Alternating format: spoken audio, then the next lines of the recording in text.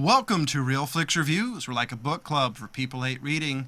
This month's themes is the 1970s, so James picked the movie Jeremiah Johnson, made in 1972. This week we have Jonathan Charney, James Stevens, Ryan Preston, and the old guy.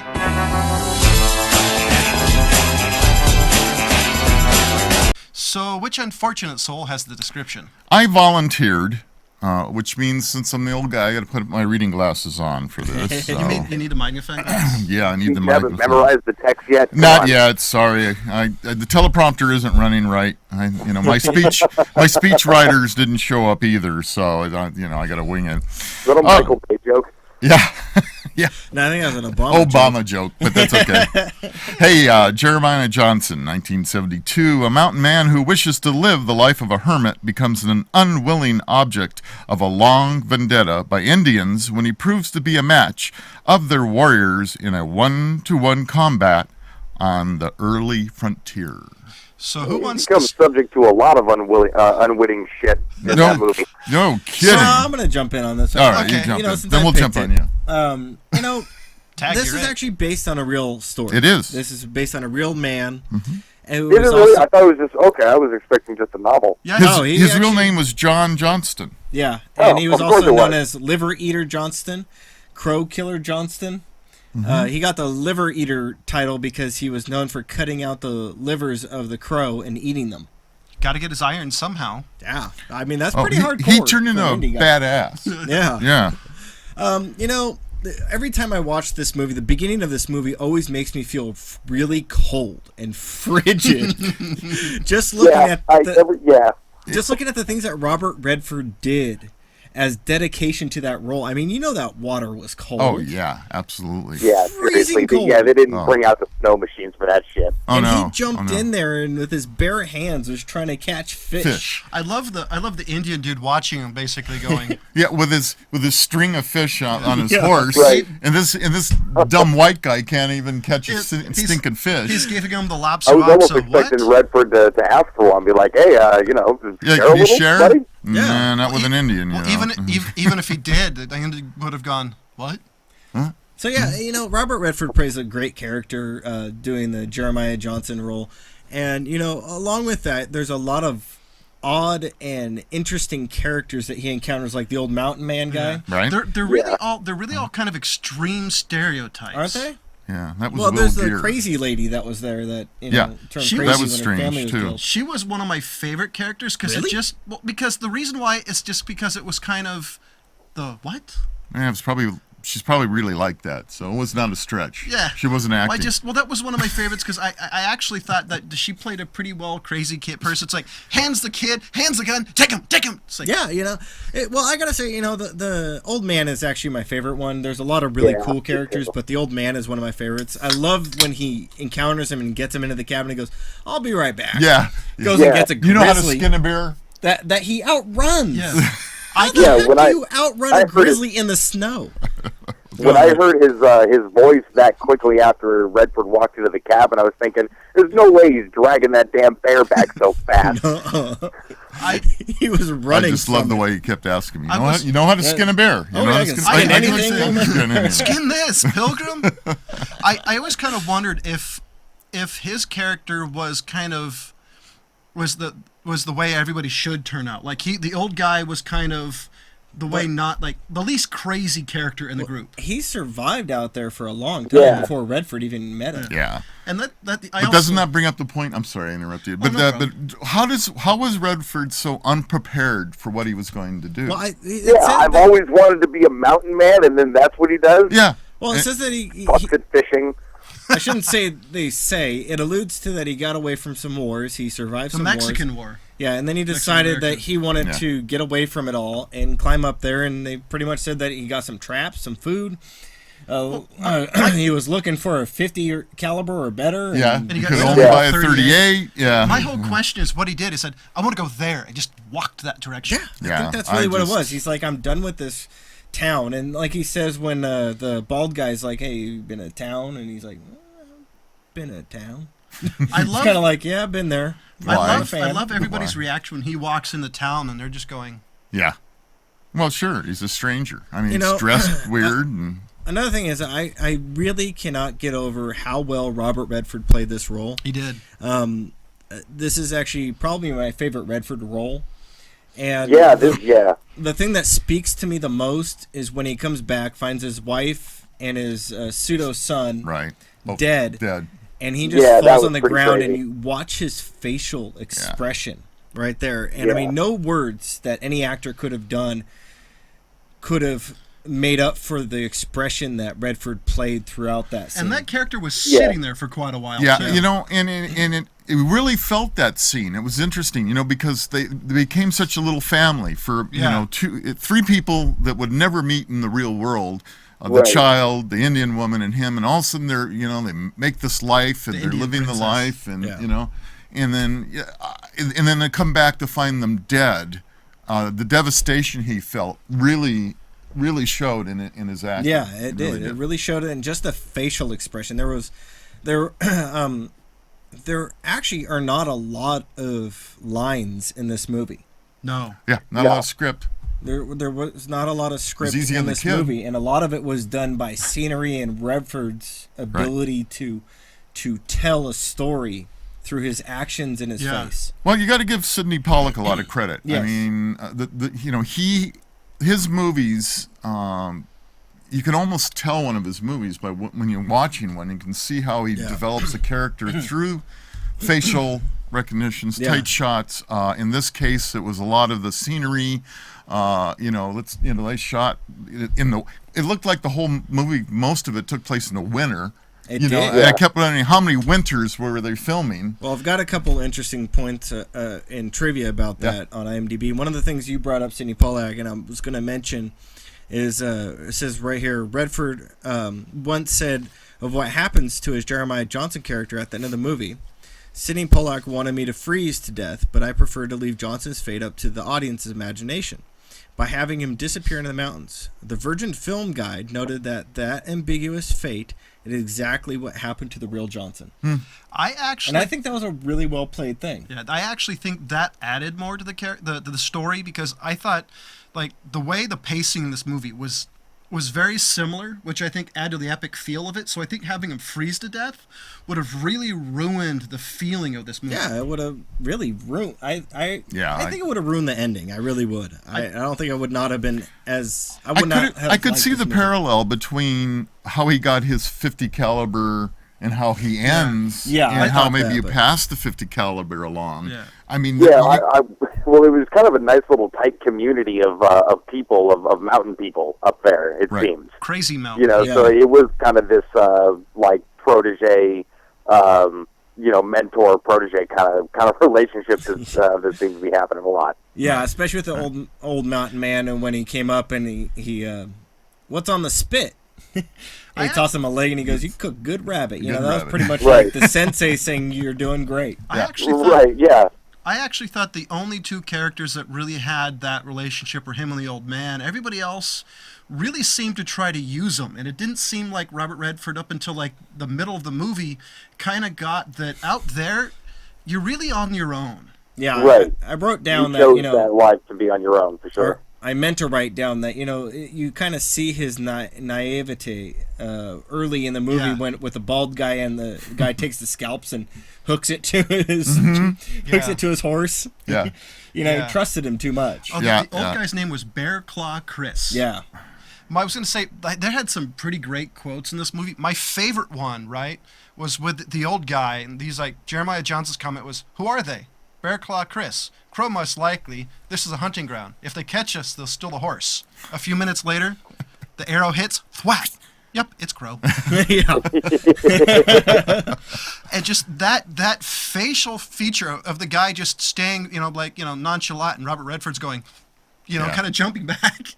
Yeah, still one of my favorite scenes is when he runs back into the bald-headed guy, and the guy's got his hair back, and they're sitting around the campfire having a great little conversation. All of a sudden, some crow just appears out of the middle of nowhere.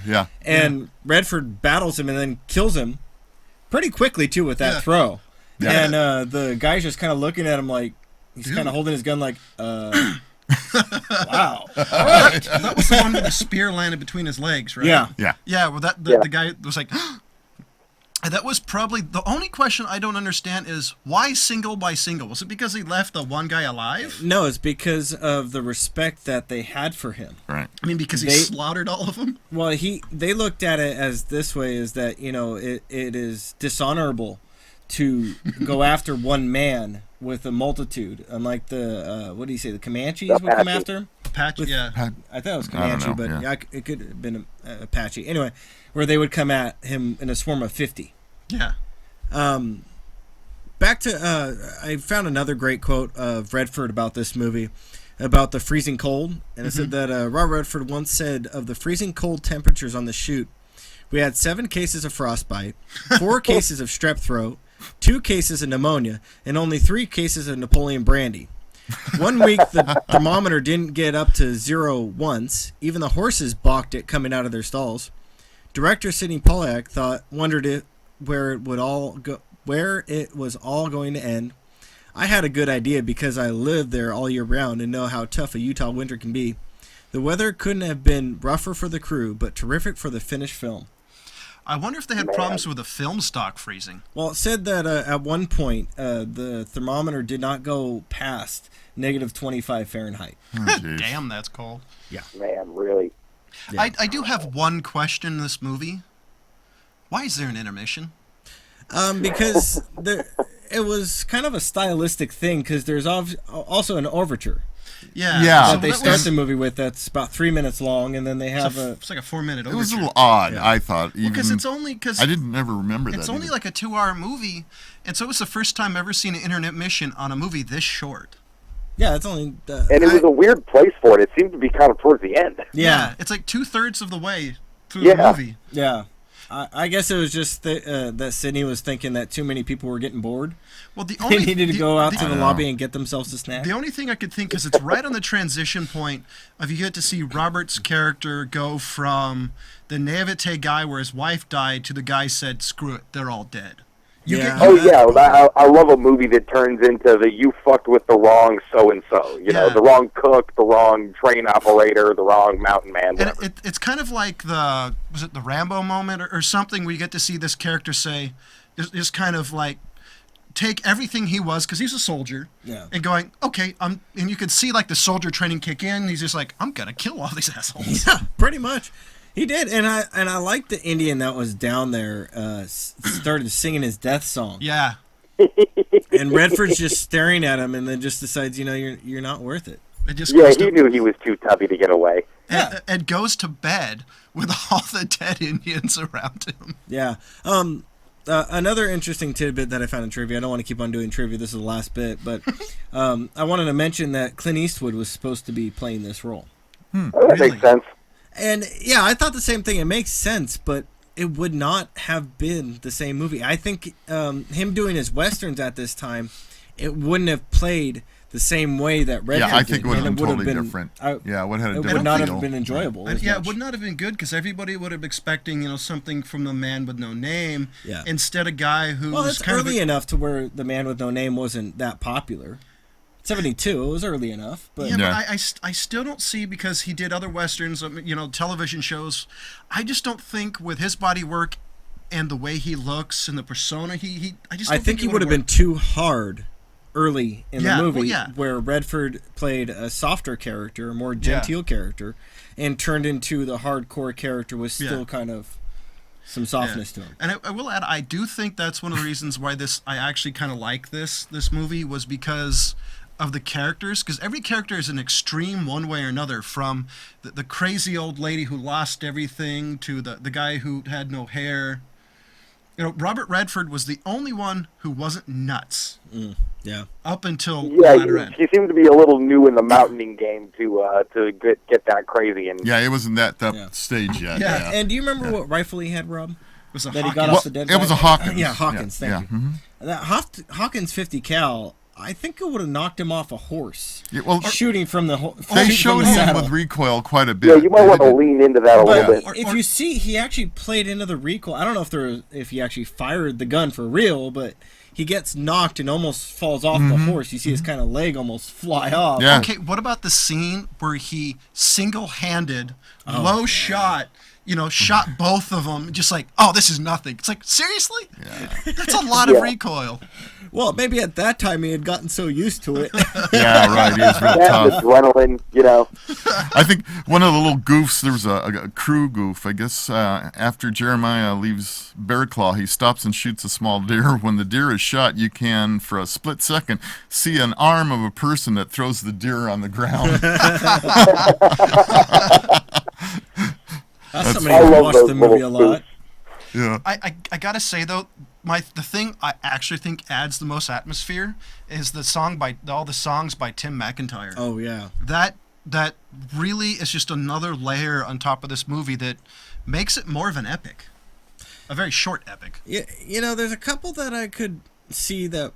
Excuse me. There's a couple that I could see about that where that would come off, but I think kind of some of the singing that he did was a little distracting, like early in the film, like in the opening start, where he does it and you're kind of like, okay. You're getting a little too much into the Jeremiah Johnson thing, but there probably were ballads written about him. That part. That's what it's based on. Yeah. There had to be. I actually wasn't bothered by it. I was more bothered by the fact the opening overture was 4 minutes long, and I was wondering, did my DVD player just crash? Yeah, 55. But even then, I mean... I fast-forwarded through it. I already knew it was there. Yeah. I didn't need to watch it. I watched it in cheater. the beginning, settling in and getting comfortable, and then I fast-forwarded through it. So I probably watched a little bit of the overture. I'm actually surprised they didn't start the beginning of the ballad during that 4 minutes. I was kind of surprised by that. I think it was... Mine said 2:55. It just seemed like... when it started. It seemed like 4 minutes, I'll be honest. It probably did. I didn't sit through the whole thing. We're talking about 70s pacing again. Yeah. Which I actually... I have a question about that. I actually have liked the pacing of the last couple of movies because it's slow. It allows, if there was character development in a drama to strain. I really like that, and I actually think for this movie, it gave it more of the feel of an epic versus nowadays movies would have been fast cuts, shaky cams, action, death, and it would not be as good. I wouldn't give this one the title of an epic. I would say this is a journey. Yeah, an adventure. I compared thank to you. the Swiss Family Robinson, but in the hills. Yeah, Okay, there you go, yeah. I would say a little bit of an epic, but yeah, it's mainly, I think, an adventure film, man versus film. Yeah. Yeah. Versus everything, apparently. Yeah. Yeah. I don't know. I thought it was a great film. I didn't think I wouldn't put epic. I like Ryan's terminology of adventure. Yeah, no, I'll agree. I'll change it. It's right. It's an adventure. I enjoyed the way that Redford actually got, knee deep into the role, literally walking through the snow. Yeah. And they didn't know how to fake shit like that on an epic scale. Yeah, and you actually see him helping to build a house. I'm sure he didn't do all of it, but there were parts that he actually was putting tree in there, shaping the trees.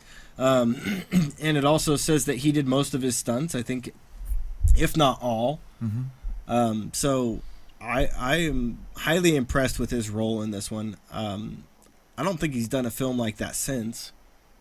I don't remember any roles that were as violent as this one is. Oh, no. Well, didn't he just recently do that one where he's trapped in a boat or something? Oh. Wait, was that him? No, I think that was Robert Redford. Trapped in a boat. Are you talking about... There's one with Tom Hanks that came out recently about the Captain Phillips. No, not Captain Phillips. Hold on a second. I'll find this shit. Pulling it up right now. Well, he thinks about that. I do have another question about the family scenes. The Old Man and the Gun? A Walk in the Woods? The Company You Keep? No. Some indie thing. Oh, maybe All Is Lost? All Is Lost, yeah. After a ship collision with the shipping container at sea, a resourceful sailor finds himself despite all efforts to the contrary. Yeah, there you go. Yeah, All Is Lost. Okay, All Is Lost. That was... Well, I take that back. I guess he is still doing... That's a new one. I'm curious. That was a 2012, or 2013. So I have a question, everybody, about the family scene. Is there anything to this in the family scenes you think that should have done more, done less? Because I actually thought they were pretty good, because my favorite scene in that one was they were playing that soccer hockey thing and she whacked him over the head. Oh. Yeah. I actually liked the scene where they're kind of like hunting and he's trying to teach the boy how to hunt. She kind of sneaks. Oh around. yeah. Yeah. It hits that thing with a rock. Yeah, and it's pretty much grouse. like she's like, you know, you're not. Why waste a bullet? Use a rock. Yeah, she's like It seemed like she had a better understanding of being out there, obviously, because she's Indian, right? And, you know, it's passed down not hereditary, but generation. Thank you. It's a skill set passed on. So she had a lot more skill sets to be out there than he did, but she did it in a way where it didn't take away from him doing it himself. It was kind of like, there's a better way here, let me show you. Right. I still think it's funny how he got her. Here's some scalps and horses. Here's my daughter. Yeah. That's a hell of a trade. Yeah. Well, he had to find a gift that would show him up. So so here's my question, Ryan. What do you give this movie? Oh man. Shoot. I guess I'm kind of putting you on the spot here. No. You know, because I even though I knew this was coming, I hadn't really thought about it. I'm sort of teetering between a 3 and a 4, just because of how freaking entertaining this movie still is. I hadn't seen it before, so I was sort of, you know, I didn't really know what to expect, but I was thoroughly entertained and you know, kind of edge of my seat for a lot of these things. I was sort of expecting a character study, you know, the first half of the movie, and then it does turn into this, you know, like almost revenge tale through all the shit that goes down. So I don't know. I think I might have to give it a 4 just based on how well I think it's lived up, or held up, you know, like to today's standards. Yeah. You wouldn't need to do too much to it, to make this movie again today. I would actually say this movie's better than some of today's standards, and with the way Hollywood's movies are all really fast paced, or their pacing is so slow that you're asleep by the end of the movie. Right.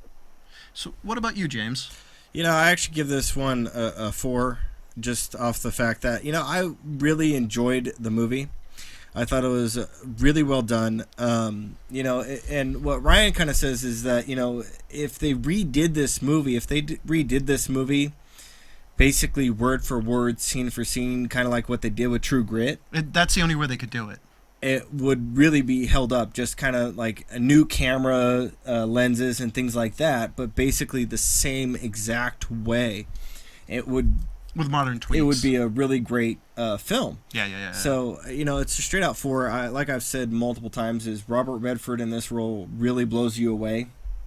Not only by some of his deliveries of the lines, but just kind of his facial expressions and the way that he was able to tell so many things just by, like I said, his actions and his face. Yeah. Rob?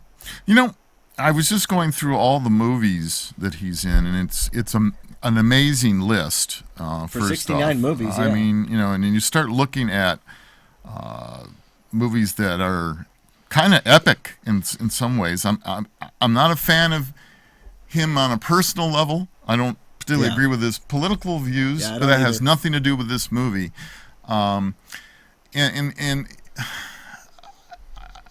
Okay, I'll give it a 4. I mean, it's really tough, but I will say it was entertaining. It was not one of those, okay, I'll never get those 102 minutes back, you know, type of thing. And I haven't, you know, I haven't like seen it since it came out. minutes. Yeah, well, whatever it was, but so I'll agree with it. I think 4, just because the fact that it, I think Ryan said it best, the fact that it held up after all these years.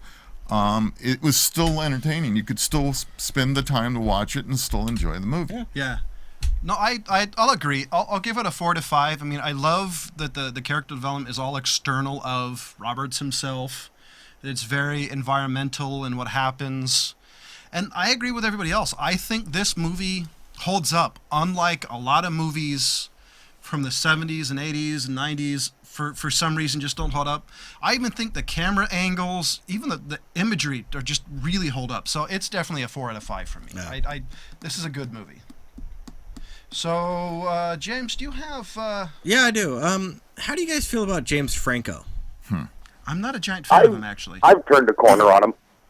Yeah, I'm kind of with Ryan on that one. You know, I've turned a corner on him. I think that turn a corner. How far as not liking him, or oh no, as far as like I'm kind of a fan now. Yeah, I'm starting to become a fan of his as well. See, I'll see his movies because I really liked Oz. I kind of like the character in there, so I'll definitely see the movie depending on what it is. I think Oz was downplayed. I think people expected too much out of it. Oh yeah, they expected a lot out of it. I thought he did a really great job in there. For what it was, the character that really always gets on my nerves is him playing the Spider-Man character, and I can't think of his Harry Osborn. Henry Osborn. Thank you. Harry Osborn. Harry. Yeah, thank you. That character was always whiny to me, and he played it way over the top whiny. But other than that, I think the movies that he's produced are good. I think some of the roles he's played since that aren't bad. I think some of them are more stand out than others. I like the Oz character he played in The Great and Powerful Oz. What about 127 seconds or minutes or hours or whatever it is? I don't have that on the top, man. But there was a movie that slipped by me in 2013 that came out that's called Children of God. Have you heard of this one, Ryan? Mm-mm. I've heard of Children of Men. Sounds vaguely familiar to me, but one moment. I want to pull up something that kind of stuck out to me when I was searching through news. And this was the IMDb news for it. Watch bloody, gun-toting new trailer for James Franco's Cormac McCarthy's adaptation, Children of God. And so I actually went and looked it up. It seemed to have been released in late September of 2013. Oh, wow. Is it out on DVD release? I don't know. I haven't had the time to actually look that up. I kind of just stumbled across this today. A dispossessed violent man whose life is a disastrous attempt to exist outside the social order, successfully deprived of parents and homes, and with few other ties, Ballard descends literally and figuratively to a level of a cave dweller as he falls deeper into crime and degradation. Sounds like an interesting film. It's under the genre of crime, drama, and thriller, and I was just seeing if you guys had heard of it, because it slipped by me. It sounds familiar, but I must have been thinking of maybe Children of Men. Yeah, you're probably thinking of Children of Man, but Child of God is the name of it. And James Franco is starring in it as Jerry, and I don't really recognize any of the other acters. It's probably an indie film, and that's why it slipped by me, but usually I kind of catch some indie films. I got to say, though, the thing I like about Franco is he's not like a typical Hollywood guy, and the dude's actually incredibly smart. He is. Which is maybe the reason he doesn't do a lot of standard roles, which I admire him for. I'm looking at his movie logs here, and in a lot of movies I've never heard of he's been in. So. Yeah, he's kind of an indie guy. Yeah. He doesn't like the mainstream. Mm-hmm. I can see that. He's very similar in his movie taste to Clerks. I can't think of his name. Why am I forgetting everybody's name? Yeah, Kevin Smith. Yeah. I'm forgetting everybody's name right now. But he's very similar in his movie taste to Kevin Smith, almost to the point of... He did soap operas? Eli Roth. Oh, really? He's kind of... Some of his taste is borderline Eli Roth. I'd say Eli Roth is really on the extreme, but he kind of plays a little middle spot between... Eli Roth is a different type of borderline. He kind of plays in the middle between like Kevin Smith style and Eli Roth. Would you agree with that, Ryan? Sure. That's an interesting mix. Yeah, that works. Yeah. So although, even Kevin Smith now is starting to lean a little towards Eli Roth. Yeah. I mean, I blood love and Red sex State, sells. Actually, I don't think there was any sex in Red State. No, not that I've heard. But yeah. So he's starting to really get on my radar. James Franco is. So this one is something that I'm gonna have to look up and try to track down. It probably is on DVD by now. I'd be surprised. It's got to if it be wasn't. somewhere to watch it, because I have to admit, I'm really interested in this movie. Yeah. So anyway, my other news. He was one of the writers of this movie. Yeah. Yeah. Yeah. He's a very prolific writer, actually. Yeah. Apparently he even does sit-in teaching. I forgot what school, but apparently he's also known for doing teaching classes, and apparently the dude's pretty bright. Yeah, he's always seemed pretty bright in some of the interviews and things I've read, that he's kind of the transcripts of interviews and things. He seems like a very smart, intelligent man. So I was not a big fan of this movie. I think it was way overplayed. Billed way too high. Took too many awards. But what did you guys feel about Avatar? I never It saw looked it. pretty. Thank you. It was Fern Gully that in HD. Yeah, thank you. I'll be honest. I never wanted to see it You because never saw once I saw a couple of trailers and read up about it, I realized, oh, this is going to oversell. I just have no desire to watch. Really? I'm surprised you never saw it. No, because I originally wanted to, and then after seeing a few trailers, I kind of figured the movie out. And after talking to a couple of friends of mine, I'm like, I pretty much guessed the movie. It's like, yeah, it doesn't interest me. Well, I think it was what was good about it is it shows you the pinnacle of CGI and Right. and also showcase. That was about it. Yeah. That was really yeah, about it. By the way, I love the Fern Gully. Yeah, Now I'm going to have to watch it after hearing the Fern Gully. That was comment. a really good comment. Anyways, but you know that they have there is a confirmed Avatar 2 And there's supposed to be a for 3. 2016. Oh no, I'm still going. In 2017, there's supposed to be a release of Avatar 3. And then in 2018, there's supposed to be a release of Avatar 4. That's if James Cameron is still alive. Let me ask you guys something. Yes. How often do they do that just to kind of see how much, like publicity it can kind of gain or how much traction it can gain until like the year before? Well, apparently James Cameron, because he's the one doing this, right? Apparently this is his baby. Like, apparently from what I've heard that he's all cylinders go, that he's going to do it no matter what, blah, blah, blah, blah. So I've heard that... He's just pissed off he doesn't have a saga. That's what he's working on. The problem is I don't know if this is going to be as well loved as all the other sagas. Well, it was pretty popular. That's the thing that really kind of disappoints me is how popular this one, because you hit it right on the nail. Is that, it was basically just a show where CGI and computer enhanced images can go. Yeah. And motion capture. So And, it's basically to sell TVs. It was, for that, really cool. Yeah. It really was. For that, and that alone is the only reason why I watched it. It was worth a view. Let's just put it that way. Just to see what everybody was raving about. But the story was hippie bullcrap. Oh yeah. Touchy-feely. Fern Gully. Yeah. Love the earth. Give it a hug. Yeah, pretty much. I'm like, are you guys kidding me? Did So you guys not read into this crap? It's Planeteers, but with multi-million-dollar budget. Yeah, that really bothered me is how much of this was basically hippie love the earth crap. Yeah, and I'm not sure it was Have any you more hugged than a that. local There was tree very lately? little plot development as far as I'm concerned on it. I mean, you show this soldier who is paralyzed from the waist down gets an opportunity to be this avatar. Yeah. And so what? I mean, where's the rest of the plot? I mean, really, that's what it was. It was just, let's see how much we can push the CGI. Let's make a love story and a green story out of it. Yeah. And, Well, they kinda did what- and now we're going to do 3 more movies? Yeah, Well, they I'm like, kind where are you of gonna go did with what that? Andromeda Strain and other movies do is they have a beginning and an end point, and they just got to make the crap up to figure out the middle. Yeah, see, Yeah. now, why go see 2 and 3? Just wait for 4.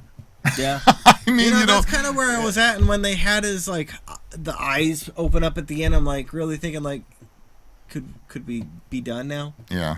Because I mean it was a really long movie. I have to pull up how long that Here's- movie was, but it was a long Here's my question: is it's been multiple years since then? Do you think it'll do as well? It was 2 hours and 42 minutes. Holy crap! Yeah. It was almost 3 hours long. Did Peter Jackson help him? Probably. But what else do you have to beat this horse with? I think you're right with the fact that he's really pushing for an franchise, Saga, whatever yeah. Saga. Yeah. But my question is, Either that or this is going to be like his way to showcase, the new technology of that year or whatever. my question is anybody actually gonna see it? It's been multiple Oh, yeah. years I off. guarantee Do you it. think so? Oh, yeah. I guarantee absolutely. it. There are so many fanboys of this movie still to Really? this day. I haven't met anybody who really liked this movie. I'll tell you what, John. Everybody, Really? Everybody I know they've said it was entertaining, it was okay, it was Right. a good movie here, Right. but none of it. I have never heard. I love this movie. It's all been. There were a lot of people out there, but I think if you want to see, Cameron does the cutting edge of technology. That's the way he tends to run. Terminators. Yeah, So that's what this is going to be all about. He's going to, this movie, to go see it, the only reason to go see it is go see the cutting edge of technology in movie making. Right. That's the way I'd look at it. Yeah. I agree with you, and that's really, like I said, is the only reason why I watched the first one. Mm-hmm. I made sure I did not go spend my money at theaters. I didn't do the 3D or whatever. I did, and actually 3D was done very well again, but for some people it works. I'd be happy with a Jaws remake. I mean, probably in the works. I'll be honest. I think it is. Actually, I think I did read something that there is a Jaws in the works. Did you know the line, I think we need a bigger boat, was an ad lib? Yeah. It's best line in the whole movie, and it was an ad lib. Yeah. That's the way it normally goes. So yep, usually. And that's so the end of my news. Next week's pick is Ryan. Okay. Now, I know this is kind of a change of direction from what we just watched, but I am picking it because I really do think it is a good movie. It's just might be a little outside the realm of good taste for what we usually do. But should be interesting. 1973, The Exorcist. Oh. Are you actually going to get Jonathan to watch The Exorcist? I think so. Yes, I am. Wow. I still have a give me from the beginning of this era of the show. But we'll see. I've seen it. I saw it in the theater. So. Yep, ladies and gentlemen, we say the old guy. We're not kidding. Yeah. I've seen actually all of The Exorcist. Yeah, I don't. Yeah. I just had the most recent one with what's his name? So, ladies and gentlemen, that's my next week's movie is going to be The Exorcist. Did you say 1974? 73. 73. And for the movie Jeremiah Johnson, I gave it a 4 out of 5. James gave it a 4 out of 5. Ryan gave it a 4 out of 5. And the old guy gave it a 4 out of 5. So that's another odd. We all agree on another movie. So we'll see you next week. We got to change this up. Expecting. Exorcist, huh? Well, Exorcist will definitely change it up. That'll definitely change it up. Considering I'm not a giant fan. Yeah, I wouldn't worry too much about that. No, it doesn't seem like a horror movie.